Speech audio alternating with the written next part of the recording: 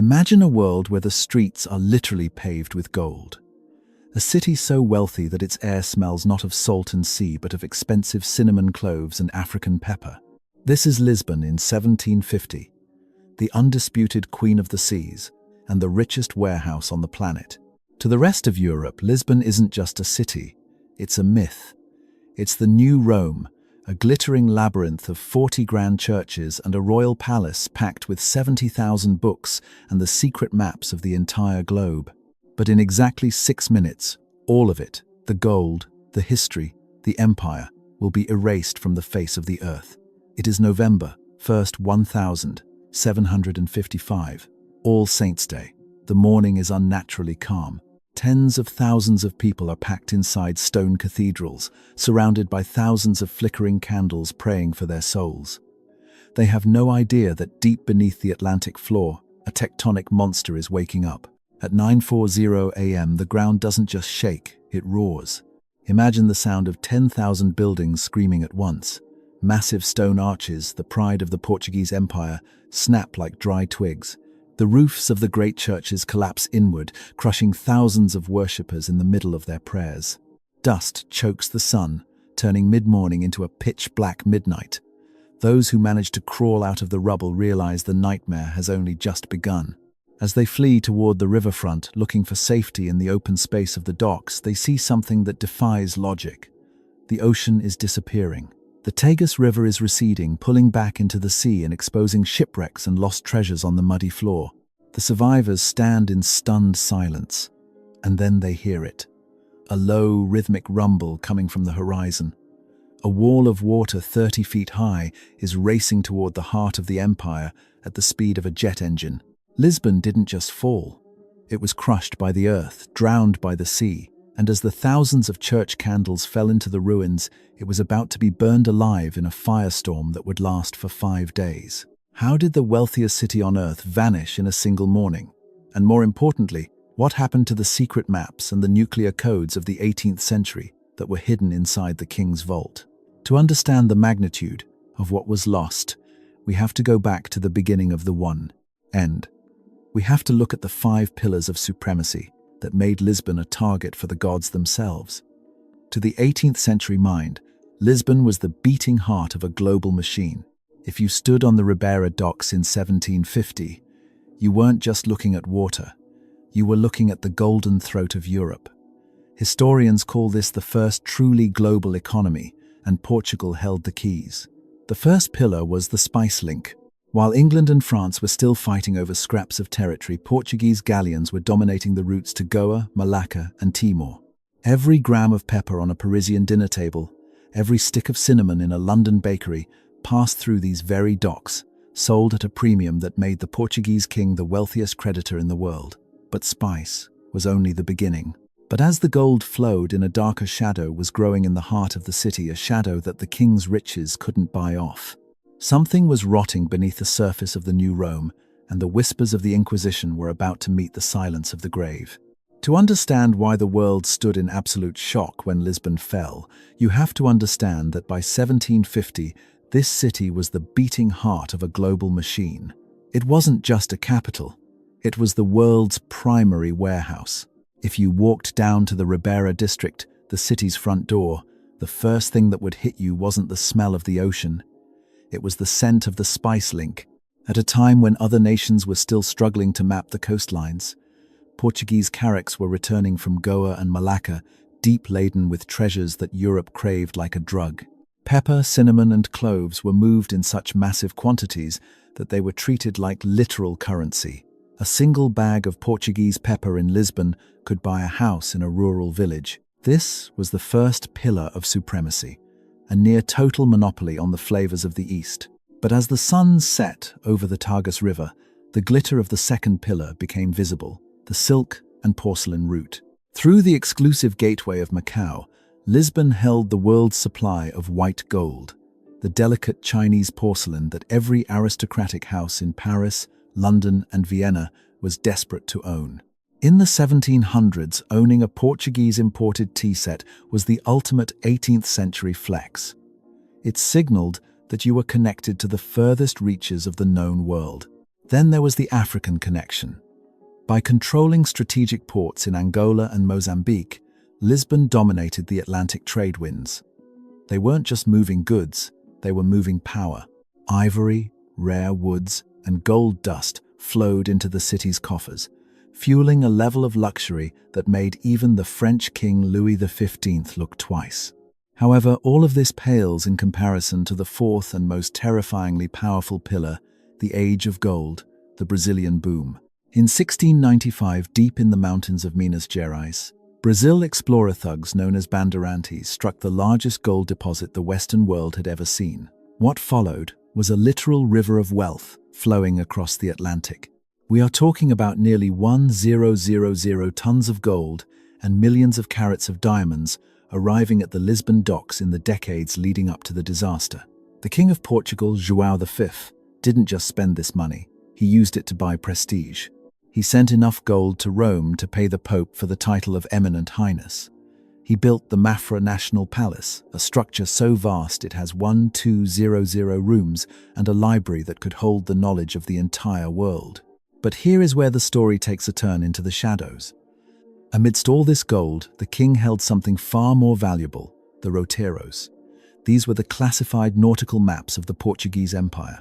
In the 18th century, these were the equivalent of nuclear launch codes.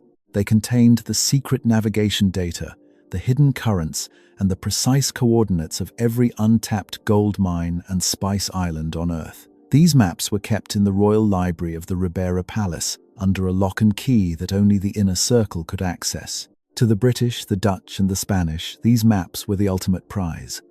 Spies from across Europe haunted the alleys of Lisbon, desperate to get even a glimpse of a roteiro. They knew that whoever controlled the maps controlled the future of the planet. Open loop. But as the wealth grew, so did the city's arrogance. Lisbon was a new Rome built on a foundation of gold, but it was also a city of extreme, rotting contrasts. While the king sat on a throne of Brazilian diamonds, the streets above him were becoming a medieval labyrinth of filth and fear.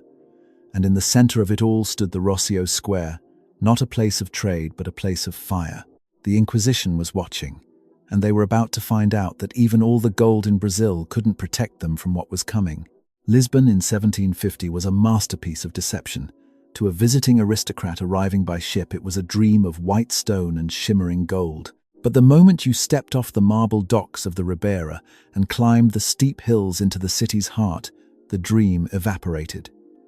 Welcome to the reality of the new Rome.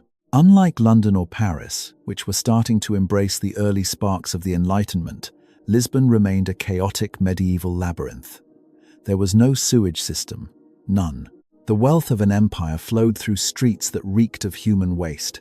In the narrow alleys of the Alfama district, the houses were built so close together that neighbors could shake hands across the street, blocking out the sun and trapping the stench of Lisbon, a smell so legendary that sailors claimed they could scent the city from 10 miles out at sea. Every night a cry echoed through the dark windows. Agua vai, water goes. As chamber pots were emptied directly onto the cobblestones, if you weren't fast enough, you were soaked in filth. This was the city that owned the world's gold, yet couldn't manage a single clean gutter. But the filth was nothing compared to the fear. If you followed the smell of incense and burning wood to the Rocio Square, you would find the dark heart of Portuguese society, the headquarters of the Inquisition. While the rest of Europe was beginning to read Voltaire and debate the rights of man, Lisbon was still living in the shadow of the stake. The Portuguese Inquisition was a state within a state. They didn't just hunt for heretics. They hunted for new Christians, Jews who had been forced to convert, but were suspected of practicing their old faith in the dark. The spectacle of the auto da fe, the act of faith, was the city's most terrifying entertainment.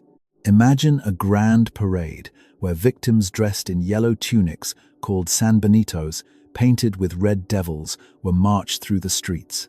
The king and queen would watch from their velvet-lined balconies as these people were burned alive in the Rocio. It was a brutal reminder. In Lisbon, your soul belonged to the church and your body belonged to the king. But even the Inquisition had its price. Remember the roteiros, those secret maps we discussed, open loop. Inside the shifting shadows of the Bairro Alto, a dangerous game was being played. Spies from the British Crown had spent years trying to infiltrate the royal library. In a desperate move to protect the empire's secrets, the king's cartographers began producing the ghost maps. These were masterfully crafted fakes roteros that contained subtle, deadly errors. A hidden reef placed 10 miles off course, a freshwater spring that didn't exist, a trade wind that would lead a rival ship into a dead calm for weeks. The king knew that if a spy stole a map, he shouldn't just lose a secret, he should lose his life at sea. But as these fake maps were being circulated among the underground markets of Lisbon, something happened that no spy or priest could have predicted. In the dungeons of the Belém Tower, prisoners reported a strange phenomenon. The rats, usually bold and aggressive, began to flee. They scrambled up the stone walls, desperate to reach the higher ground. The dogs in the Alfama began a low, mournful howling that lasted throughout the night of October 31st. The people of Lisbon ignored the signs. They were too busy preparing for All Saints' Day. They were cleaning their finest clothes, buying thousands of new candles, and preparing to pack the churches to thank God for their immense wealth. They didn't know that the ghost maps wouldn't matter anymore, because by tomorrow morning the very ground they walked on, the ground they had soaked in the blood of heretics and the gold of slaves, was going to open its mouth and swallow them whole. November 1st, 1755, 9:40 a.m. The sun is shining on the white limestone of Lisbon. Inside the patriarchal cathedral, thousands of candles create a warm, holy glow. The air is thick with the scent of lilies and the sound of Latin hymns. It is the most beautiful morning of the year. Then the world snaps. It starts with a low rumble like a heavy carriage racing through the streets, but it doesn't stop. The ground begins to heave, not side to side, but up and down like the deck of a ship in a storm. This is a magnitude 9 monster, and it's tearing the queen of the seas limb from limb. Imagine standing in the middle of a grand cathedral. You look up at the massive stone ceiling, a masterpiece of Baroque art. Suddenly a crack the size of a lightning bolt rips through the frescoes. Before you can even scream, 20 tons of limestone collapse. In churches across the city, the Carmo, the Sé, the São Roque, thousands of worshippers are entombed in an instant, their prayers cut short by the weight of their own sanctuary. Outside, the streets have become death traps. The narrow alleys of the Alfama act like grinding stones, leaning buildings against each other until they crumble into the centers of the streets. Dust, thick and white as snow, chokes the air, turning day into a tomb-like darkness. In the middle of this chaos, a man named Edward, a British merchant who is actually a crown spy, is sprinting toward the docks. His hand is pressed tightly against a leather satchel. Inside isn't gold, it's the true roteiro, a stolen map showing the secret currents to the Brazilian diamond mines. He has spent 3 years undercover for this moment. As the earth opens a fissure beneath his feet, he has a choice: save his life or save the map that could change the fate of the British Empire. But the earthquake was only the first act of the tragedy. 6 minutes later, the shaking stops. A haunting silence falls over the ruins, broken only by the moans of the trapped. The survivors, covered in white dust like ghosts, instinctively move toward the only open space left, the Tagus River. Thousands gather on the marble docks of the Ribeira, looking back at the smoking skeleton of their city. Then someone points a trembling finger at the horizon. The water, they whisper. Where is the water? The Tagus River is disappearing. The tide is pulling back at an impossible speed, exposing shipwrecks, skeletons, and lost anchors that hadn't seen the sun in centuries. For a few minutes, there is a terrifying, unnatural emptiness. And then the sound returns. Not a rumble, but a roar. A wall of black water, 30 feet high, is charging up the river. It isn't just water. It's a battering ram of debris, broken ships, drowned horses, and the ruins of the waterfront. It hits the Ribeira docks with the force of 1,000 cannons. Those who survive the falling stones are swept away in seconds. The water surges deep into the Baixa district, drowning the lower floors of the royal palace and washing away the king's treasures into the deep Atlantic. But as the water recedes, the final curse of All Saints' Day begins. Remember the thousands of candles lit for the holiday. They have fallen into the dry wooden ruins of the homes. Small flickers turn into pillars of flame. The wind, whipped up by the earthquake's heat, creates a firestorm.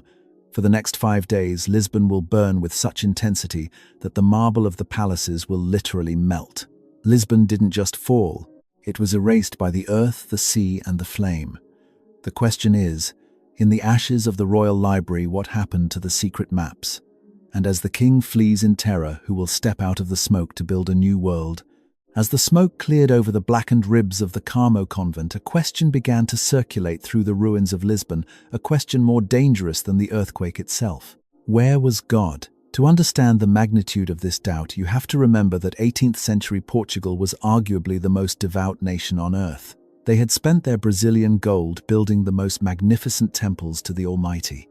They had burned heretics to keep the faith pure. And yet, on the holiest day of the year, while the faithful were on their knees in prayer, the good God had crushed them under the weight of their own altars. But here is the detail that truly broke the people's spirit. As the survivors wandered the ruins, they noticed a terrifying irony. The grand cathedrals, the holy monasteries, and the king's opulent palaces had all been leveled to the ground. But the Rua de Suja, the red light district, the brothels, and the dark alleys where criminals gathered remained almost untouched by the tremors. The people looked at the rubble of the great cathedral and then at the standing walls of the gambling dens. The logic of the medieval world shattered. If this was a divine punishment, why were the sinners spared and the saints buried alive?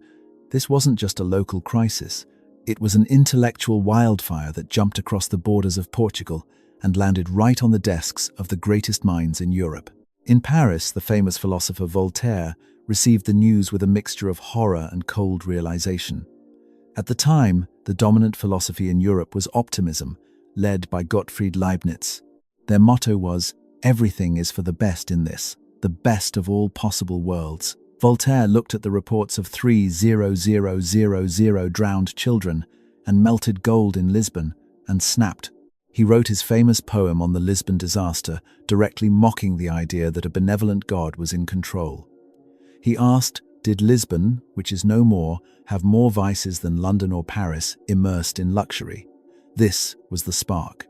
The Lisbon earthquake effectively ended the era of blind religious optimism. It forced humanity to stop looking at the sky for answers and start looking at the earth. It triggered the Age of Enlightenment in a way no book ever could. But while the philosophers debated in the safety of Paris coffeehouses, Lisbon was still a graveyard. The King José I had been driven into a state of permanent madness by the trauma. He developed a paralyzing phobia of stone buildings, convinced that any ceiling above his head was a potential tomb. He moved the entire royal court into a complex of luxury tents outside the city, living like a nomad in his own kingdom, refusing to ever step foot in a solid building again. The empire was paralyzed. The secret maps were lost. The king was hiding in a tent. But in this vacuum of power, one man did not hide. He didn't pray and he didn't weep. He was the king's prime minister, Sebastião José de Carvalho e Melo, better known as the Marquês de Pombal. While the priests were calling for more public penance and more burnings at the stake to appease a vengeful god, Pombal uttered the words that would define the modern era: bury the dead and feed the living. Pombal didn't care about the soul of Lisbon. He cared about its survival. And he was about to use the ruins of the old world to build a laboratory for the new one. But to do it, he would have to crush the power of the church and the nobility forever. He was about to turn Lisbon into the world's first rational city, but the price of this progress would be written in blood and iron. While the King of Portugal was hiding in his silk tents, paralyzed by the fear of falling stone, the Marquês de Pombal was standing in the mud of the Baixa, staring at a blank canvas of ash. To anyone else, this was the end of an empire. To Pombal, it was an opportunity. Pombal was a man of the Enlightenment. He despised the narrow, filthy alleys and the irrational clutter of the old city. He didn't just want to rebuild Lisbon, he wanted to re-engineer it. He ignored the property claims of the powerful church and the old nobility. In a move of sheer political iron, he declared, "The old Lisbon is dead. We will build a city of reason." He gathered the best military engineers and architects and gave them a radical mandate. The new center of Lisbon, the Baixa Pombalina, would be the first in the world to be built on a grid system. Wide boulevards, straight lines, and open spaces designed to let the air and light in, and more importantly, to allow troops to move quickly to crush any future riots. But Pombal's greatest secret was hidden inside the walls of the buildings themselves. He knew that the earth would shake again. To prevent another catastrophe, he invented the gaiola pombalina, the pombaline cage. This was a flexible wooden internal frame shaped like a three-dimensional lattice. The idea was simple, but revolutionary. If the ground moved, the building shouldn't fight the earth, it should sway with it. To test this world-first anti-seismic technology, Pombal did something that felt like a scene from a sci-fi movie. He had battalions of soldiers march in perfect synchronization around full-scale wooden models of the houses. Their rhythmic stomping simulated the seismic waves of an earthquake. If the cage held, the design was approved. If it snapped, they started over. This was the birth of modern earthquake engineering, born out of the dust of 30000 graves. Pombal didn't stop at the structures. He standardized everything. The beautiful blue and white tiles, the azulejos that define Lisbon today. They were mass-produced under his orders to speed up the reconstruction. The heights of the windows, the width of the doors, the very color of the facades, all were dictated by Pombal's obsession with order and efficiency. But to pay for this modern miracle, Pombal needed a scapegoat. He needed to eliminate the only power that could challenge his rational world, the Jesuits and the high nobility. In a dark twist of history, Pombal used a failed assassination attempt on the king as an excuse to unleash a reign of terror that would make the Inquisition look mild. He executed the highest nobles in the land and expelled the Jesuits, seizing their vast wealth to fund his construction projects. He was building a city of light, but he was doing it with a heart of stone. And in the center of this new world, he built his masterpiece, the Praça do Comércio, on the exact spot where the opulent Ribeira Palace once stood, the site where the king's nuclear maps had been turned to ash. Pombal didn't build a new palace. He built a square for the merchants. By naming it Commerce Square, Pombal was sending a signal to London, Paris, and the world. Portugal was no longer a religious empire ruled by monks and gold-obsessed kings. It was now a modern mercantile nation. The Grand Arch of the Rua Augusta became the new gateway not to a king's house, but to the heart of a rational economy. But as the new Lisbon rose from the ashes, a haunting feeling began to settle over the people. The city was stronger, safer, and cleaner, but something was missing. The soul of the old chaotic Lisbon had been buried under the straight lines of the grid. In the next and final part, we will uncover what remains of that lost world, and why the Portuguese created a word that no other language can translate, a word born directly from the trauma of 1755. The Lisbon that rose from the ash in the late 1700s was a marvel of the modern world. It was safer, straighter, and stronger. But as the centuries passed, travelers began to notice a strange, lingering shadow in the eyes of its people. The gold was gone, the empire was shrinking, and the grand library with its 7,000 books was a memory buried under the cobblestones of Commerce Square. The music shifts to a solo Portuguese guitar, faint, crying, and beautiful.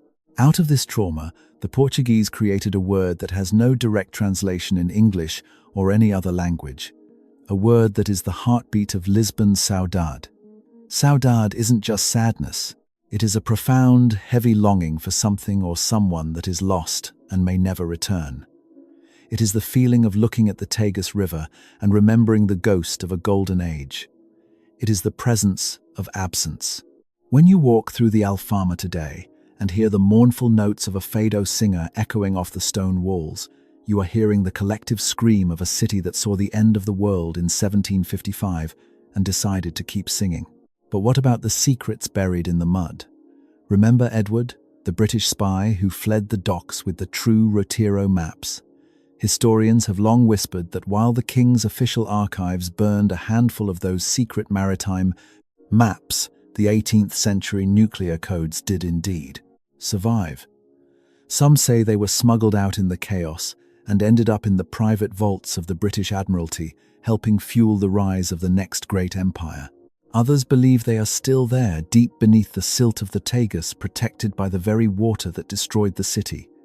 The maps may be gone, but their legacy lives on in the very ground you walk on. Every time a modern earthquake hits a major city, whether in San Francisco, Tokyo, or Chile, the engineers are using the DNA of the Pombaline cage. Every time you see a city planned on a rational grid, you are seeing the ghost of Pombal's vision. Lisbon's tragedy didn't just change the map of Portugal, it forced humanity to grow up.